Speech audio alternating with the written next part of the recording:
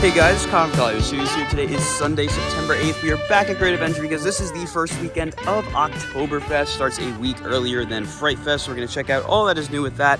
And on top of that, there's a big change at the entrance that we're going to see once we get up there. They have completely removed the turnstiles, so you now enter the park at the ticket booths. It looks from pictures very, very weird, of course, for longtime Great Adventure fans who have been going here for a while that know what it looked like. Probably going to catch a lot of people off guard, but I do overall think it's a good decision. So we're gonna go up there, check it out, and we'll see you guys in the park. Additionally, something important for you guys to know, if you guys use an ADA pass, the redemption location for that has changed. You can see over here, the Ride Information Center is now next to the locker building on the right, and this building is now used for ticket sales. You can buy tickets outside of security. That's where they have moved it now. So it all functions a little differently now. The ticket booths are just used as turnstiles. And you can now see too that the Cedar Fair style signage for the chaperone policy is now out here. It's the first time it has been implemented, so you can see there. This looks like a new guest code of conduct sign as well, with all the different rules as well as the chaperone policy. So the guest drop-off location will now be where that old gas station was. When you first get into the kind of Great Adventure complex on the right, that is where you will turn and go ahead and drop people off. That won't be in effect until Fright Fest begins, but just keep that in mind. And here's the big change up here. As you can see, you now enter right here at the ticket booths, and this is all opened up. It looks so different. Truly a monumental change for the park. The entrance experience is definitely improved now. It looks a lot nicer. Very, very strange change, but I do think there are reasons for it. And now we're in the park, and I mean, just look how different this looks. It really does change the dynamic when you come in, because now you can see Main Street Market front and center. I imagine next year we're probably going to see something big happen up here to kind of change the way that the pavement and pavers are all set up, because it does look a little odd right now, but this is still kind of temporary. I think the reason why they did this is because they're trying to get away from turnstiles. They want to have as little of an area as possible outside of the park. They just want to get you in, and this definitely accomplishes that. It gets you in right away, so there's not much waiting room, but I have to say, I'm not used to this yet. It's a very strange look. All right, so further up inside the park now, we can see that the lion is gone. I don't know where the lion is now. Probably just gone temporarily for Fright Fest. We have this new structure right here, along with all these really cool props. There's tons of Fright Fest prep underway that we're gonna see throughout the park. They have also pretty much confirmed all of the Haunted Maze locations, so we're gonna take a look at all of those as well. Of course, we have the fountain, which has been fully decked out for Fright Fest. They have new car decorations over there. There's props all over the place. I mean, this looks very different than Fright Fest years of past. They really have changed it up, considering it is Fright Fest Extreme. Right here, it looks like we have a new shop called Nightmare on Main Street. Of course, the play on words with Nightmare on Elm Street. So it looks like we're gonna have a lot of Fright Fest apparel in here, which is gonna be really, really nice. We're gonna take a look around the park and see what kind of new props there are for Fright Fest Extreme. So they don't have the fountain dyed quite yet. They still have it blue. I imagine that'll change next weekend once Fright Fest begins. Down there, they don't have the usual kind of stands that they have in years past. They kind of changed it up a little bit with the decorations over there. And of course, we have the Oktoberfest Food Festival area over here, which kind of takes over the entirety of this kind of main central area by Primo's and Johnny Rockets. So all the decorations are out and about. There's plenty of food options as well. Like I said, this is the first weekend of it for the 2024 season, and it definitely looks like there are more props out and about than there have been in years past, which I think is great. Looks like we also have a new show right here. We do. The first is Brew Beats, which features brewmasters at work as they brew up some fun and laughs. Interactive, high-energy show. Those are the times. Looks like they have percussive rhythms / movements. Really, really nice little option here. And then next to it, in the same spot, just rotating in and out, we have Guten Tag players with looks like German-style music. So really, really cool to see. And then just like I expected down here with what used to be Villain's Cafe, it is now pretzels. So it looks like they're going to be having all kinds of German food options over here, presumably mainly pretzels, of course. I do think they might actually be like real kind of German pretzels, which is really nice. I don't know if any of this is on the dining plan. Let's take a look. We have the Bavarian pretzel. No, I don't think any of this is on the dining plan. Typically, the festival foods are not on the dining plan, but here's a new option over here for you guys. And it's not 11 o'clock quite yet, so we can't go over there to show you guys everything, but you can see that a lot of the props have made their way into the lakefront pirate area. For Fright Fest, that is going to be a scare zone, so we're going to check that out once we're able to get over there. So now while we have this ERT on Joker and Harley Quinn, not going to ride Joker because I don't really feel like getting a locker, but we are going to go ride Harley Quinn.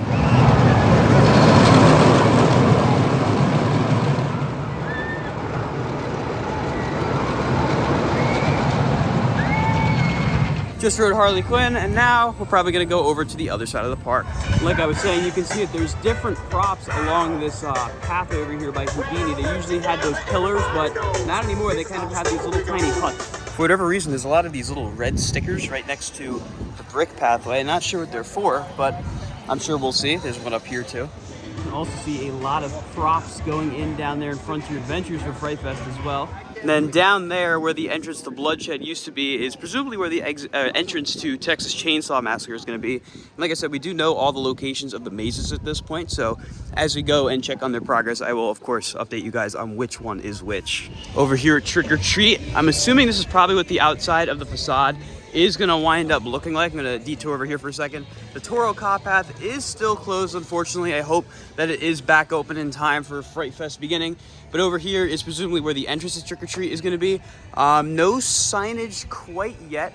I imagine that will come in time. And then down there, we can see that the building for Texas Chainsaw Massacre is pretty much done at this point. I imagine we'll be seeing this open very soon, at least the pathway. I do hope that everything inside is just about ready to go. I mean, they are cutting it close. We are starting. I think they have previews as early as Thursday. So they definitely are racing against time.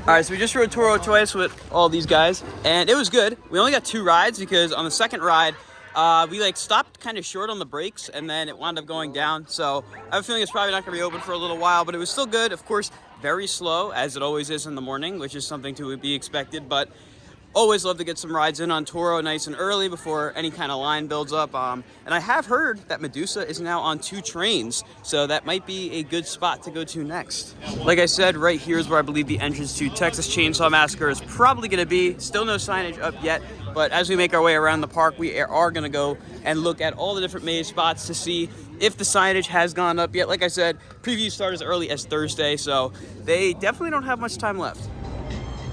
I don't know how well you guys can see it, but they are running the newly refurbished Teal train right now. Wait, all the way back there. The line is all the way back there. No, there is another line behind it. They are controlling that.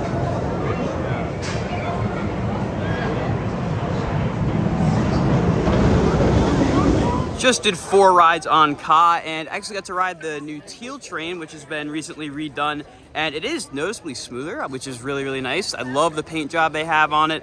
Overall, great rides, and the park is pretty dead today. I mean, this weekend tends to be the most dead weekend of the year because it's in between the end of the summer season being Labor Day and the start of Fright Fest, which of course is next weekend. They did have Oktoberfest start, but usually people aren't gonna start funneling in until Fright Fest actually begins, which of course we do still have a week until that happens. So not very big crowds today, which tells me we're probably gonna get a lot of rides. I think now we're gonna venture across the park and go on Nitro. Looks like this is a new sign on the exit here of Wild Walkway. I don't remember it saying thank you for visiting. All right, so log flume appears to be down, but on the bright side, the wheel is back in operation. It is spinning once again. And we have all these new Fright Fest props down in this area. I forget what they call it. I don't think they call it Bone Butcher territory anymore, but they do have all these props, of course, kind of Western themed. We got this thing right here. Lots of good areas for scare actors to just jump out and catch you off guard, which is always great. I mean, they are very good at this park historically with Fright Fest, especially in the scare zones.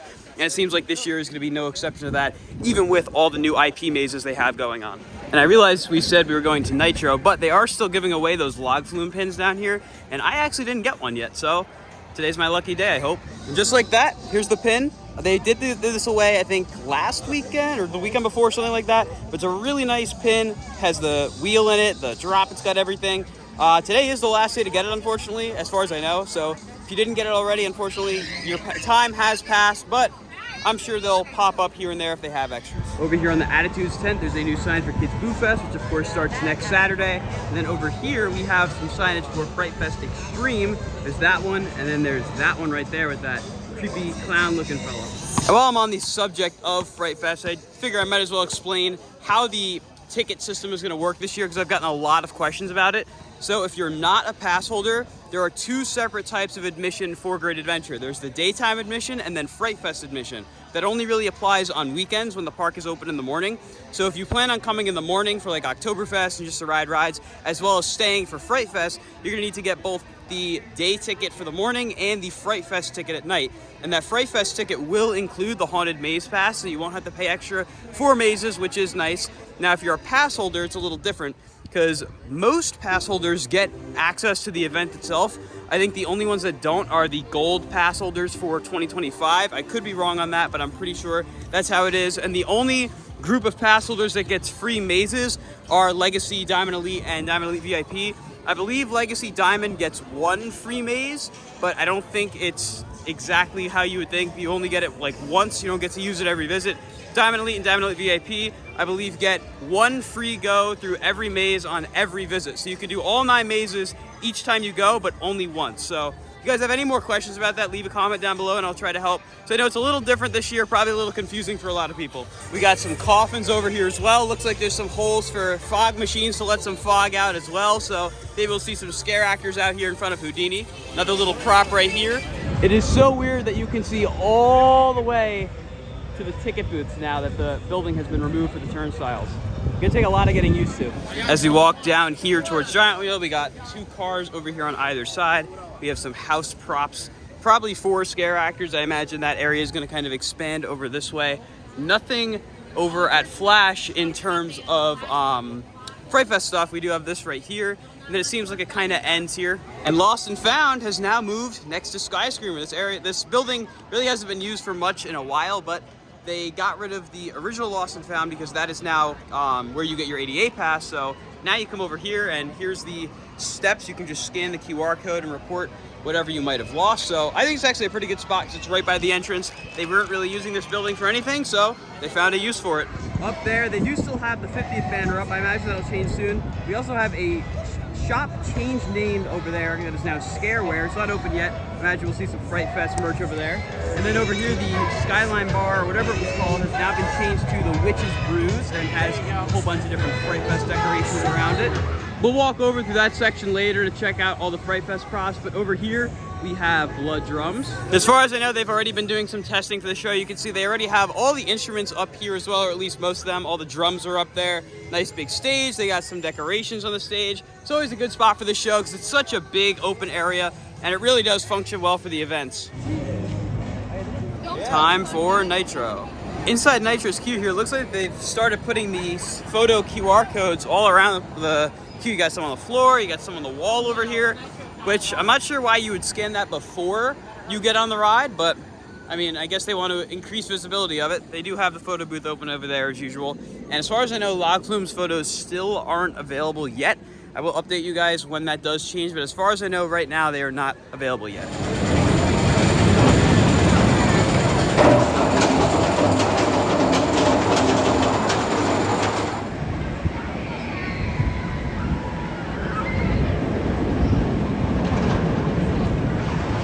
Just rode Nitro in the back, which was running great as usual. Not a very long line, which kind of tells me that it's pretty dead today.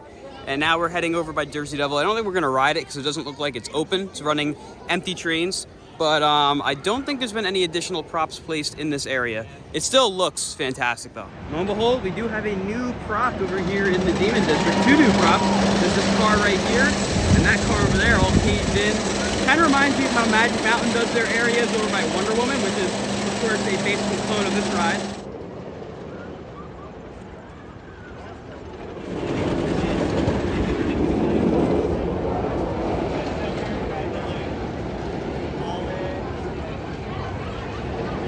I really like the look they're going for in this area. I think it's gonna work really, really well. A little detail of the park map I'm just noticing, you can see that the shuttle pickup is actually shown on the park map just outside of Superman in the parking lot. And if I find it on the map, wherever it is there, somewhere up there. Yeah, shuttle transport. That'll take you between Hurricane Harbor and the Safari, of course, on the days that both of those are open. And then over here, of course, is gonna be the Witch's Reflection Mirror Maze. There has not been any signage installed quite yet. We do have these two nice facades at the entrance and exit. I am curious how different it's gonna wind up being, but in less than a week, hopefully, we will be seeing exactly what that will entail. Over here at Primo's for Oktoberfest, we have two special items, the bratza and cheddarwurst peppers and onions pizza slice. Yeah, we have the Oktoberfest entertainment starting. I have to wonder if these might be the same people that are doing blade drums over there, considering it's a very similar setup.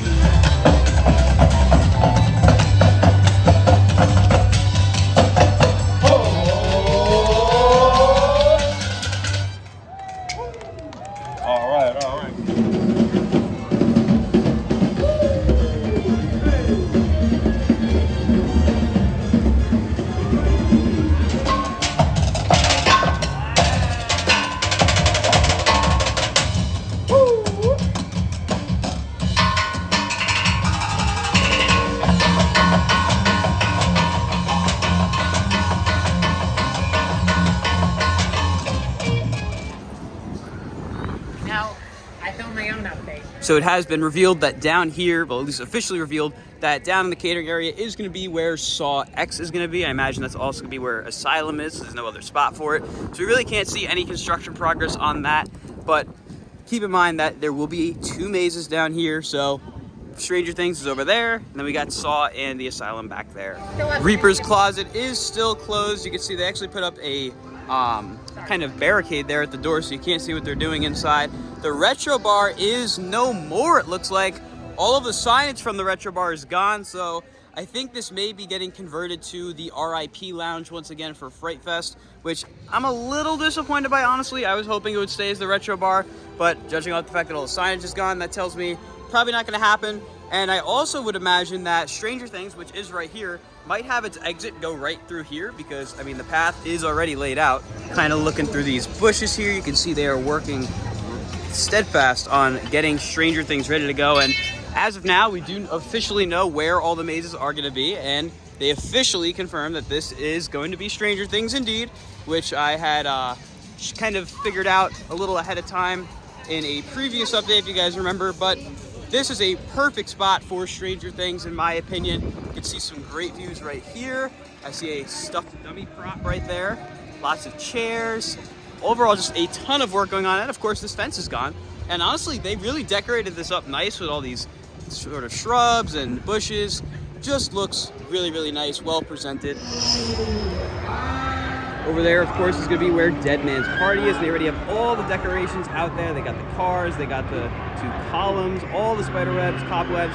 It's going to be great in there. Over here, now we have an even better look at the Stranger Things maze. Obviously, this is where the entrance is presumably going to be. I see a big structure over there. Not sure what that's to be for, but I can say for sure that, well, there's actually a lot of walls that have that Hawkins High School pattern, and you see a ton of bicycles over here, which are a big part of the Stranger Things universe. The kids are constantly on their bikes, so I imagine they're going to be inside the maze in some way too.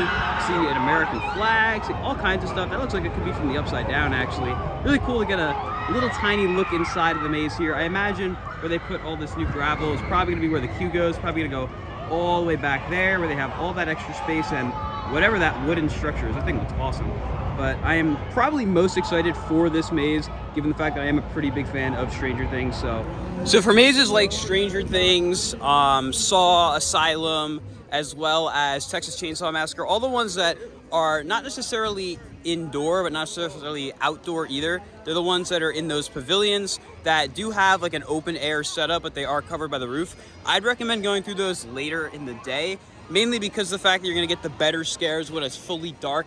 Kind of like how the outdoor mazes are here. Of course, none of these are truly outdoor, but if you're looking to get the best scares, I'd go for the fully indoor ones first. That includes like Conjuring, Army of the Dead, Big Top Terror, Witch's Reflection, all the ones that are fully indoors. I would hit those first, although also keep in mind the fact that you're probably going to see the longest lines for the more popular franchises if I had to take a wild guess, Stranger Things is probably going to be the most popular one by far. So get over there as soon as you can, because that line is going to get crazy if I had to guess. Down here in the Pirates area, we have a ton of new props, like this statue right here with this crab and like a mermaid.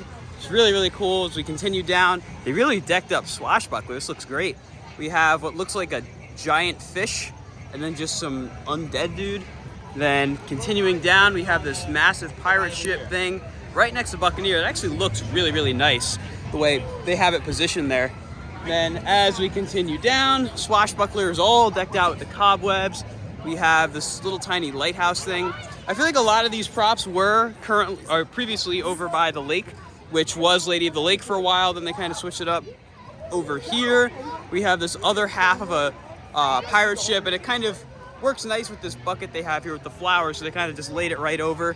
They got this giant mast and everything. It looks awesome. Over here, another piece of a pirate ship with like kraken tentacles, of course, surrounded by the cobwebs. And then over here, we have another kind of hanging thing set up with a shark and another undead person. I do find it interesting that they're choosing to have a scare zone over here, which is a lot of more family-oriented rides like Swashbuckler, Buccaneer. Typically, you're gonna see smaller guests and their families go on, so curious how that's gonna wind up functioning, but I am still really excited to see what they do with all these props, along with Demon District and all the other scare zones.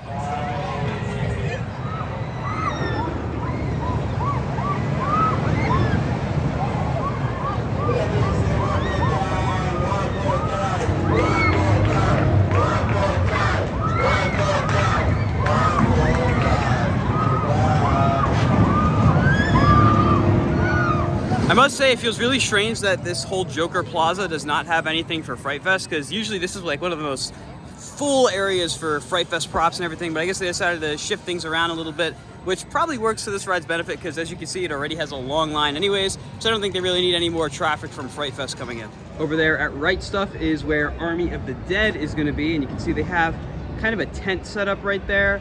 No sign of any signage for the attraction quite yet, but that is where it's going to be. I imagine that one's pretty much done at this point, since it's all indoor and they had a ton of space to work with. And then over here, right in front of Twister, we have this stage. I'm not sure what show is going to go here. I do remember they had that Dr. Oz show last year, if I remember correctly. So maybe we're going to see it return here. Over there, of course, is going to be where Conjuring is. No real signs of the entrance. As far as I know, they're probably going to want to get the queue set up a little differently this year.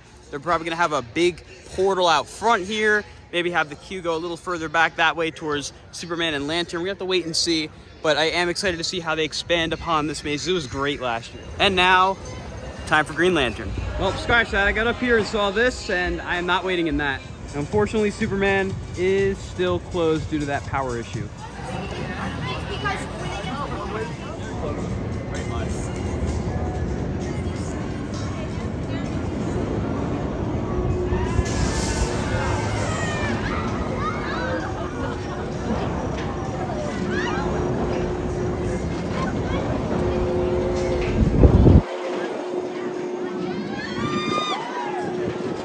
Just a Twister, got 4 flips, and it was pretty good. I, again, recommend riding this as much as you can, especially in the back. It's more intense back there. Everyone here rode except for Ken. Sorry, Ken, I know this ride's a little too nauseating, but it was great. And over here for Big Top, not any signs of how exactly they're gonna go about routing the queue for this and everything. I imagine we will, of course, see that next time we're here, which is when Fright Fest will be starting. Now we're going back into Frontier Adventures to get on Medusa, now that it has 2 trains. And as you can see, Mine Train is back open.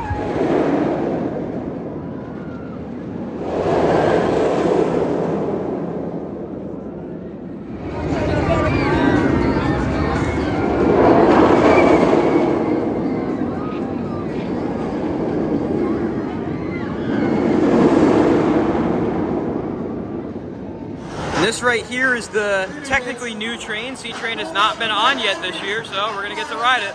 Just got off Medusa, and it was really nice to see that it is back on 2 trains, because that line does move much faster, and the crew is even rolling trains, so the line was fairly minimal, moved very quick, thankfully. Looks like Log Flume is testing. Hopefully it will open soon.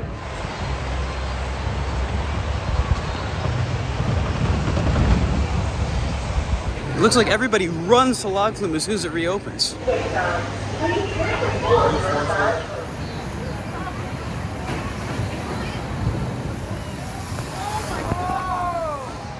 Take a look at this. The pictures are now active for log flume. But we did just get off log flume and got soaked. Chris, you're really soaked. You were just wringing your shirt out and there's the puddle from it. And at least I'm not wearing my Air Force Ones, you know, that you saw had more rapid, so, you know, the Hoka didn't even get soaked. Very true.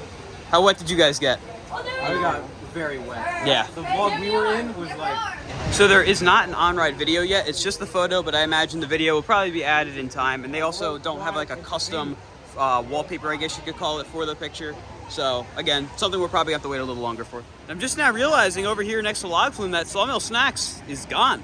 Used to be right here and it is no longer.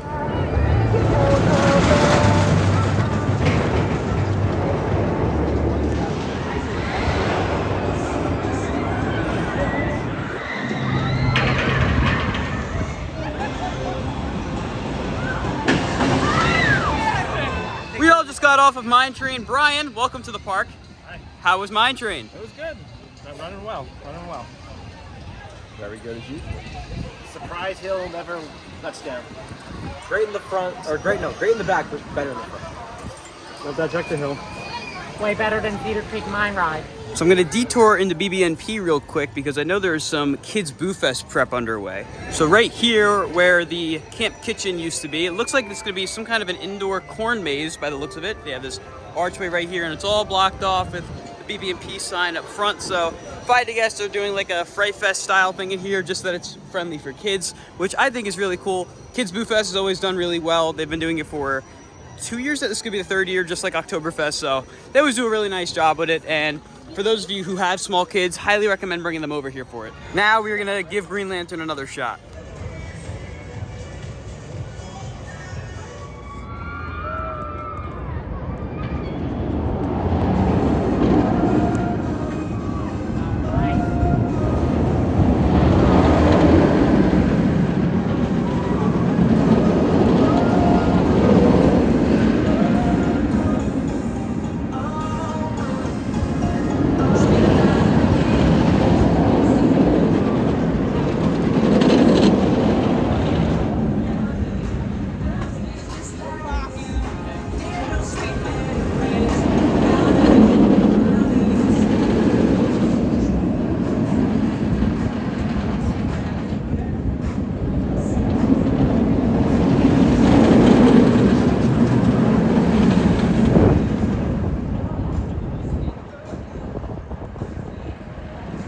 Just got off of Lantern. Brian, your shirt really matches it. How was it? Oh, it was excellent. I got a front row ride. So. Lucky you. Oh, it was smooth. It was great. It's a nice stand-up. I'd agree. Ken? Come on. I'm sorry. I don't You should have been in a front You row. should have been front row. Johnny? Pretty good this time. Bacon Chris? Yes, it was a good stand-up coaster. It does remind me of the 2011 movie. And something I forgot to make note of, at least at King Ka and a few other rides, seems like they are getting away from having any physical turnstiles because the ones that used to be at the exit of Ka are gone. Of course, we know that the front gate, those are gone. So I think the park is trying to go in the direction of completely getting rid of any turnstiles in the park, which I think is nice because I just think they slowed you down and sometimes even hurt you when they snap back and hit you. So I'm all for it. Hey guys! Brian got soaked, you got soaked, you got soaked, you got soaked. We all just got absolutely soaked.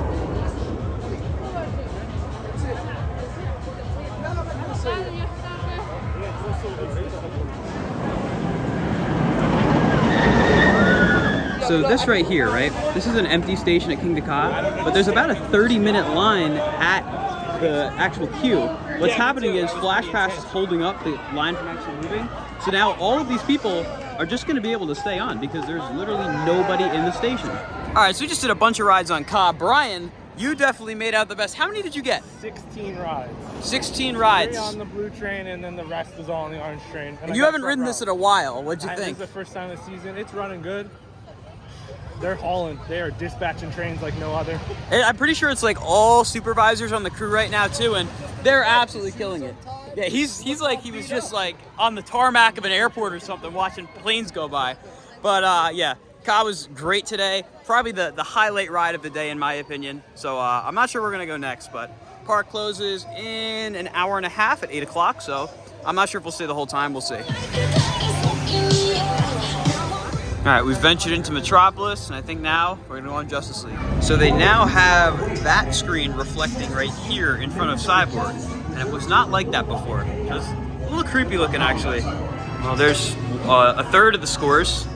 The rest just don't want to pop up. I got 307,000. I don't think it's gonna show up. So I just learned that the park is actually closing at 7, not 8 today. It did say on the app 8 o'clock, but I guess not anymore.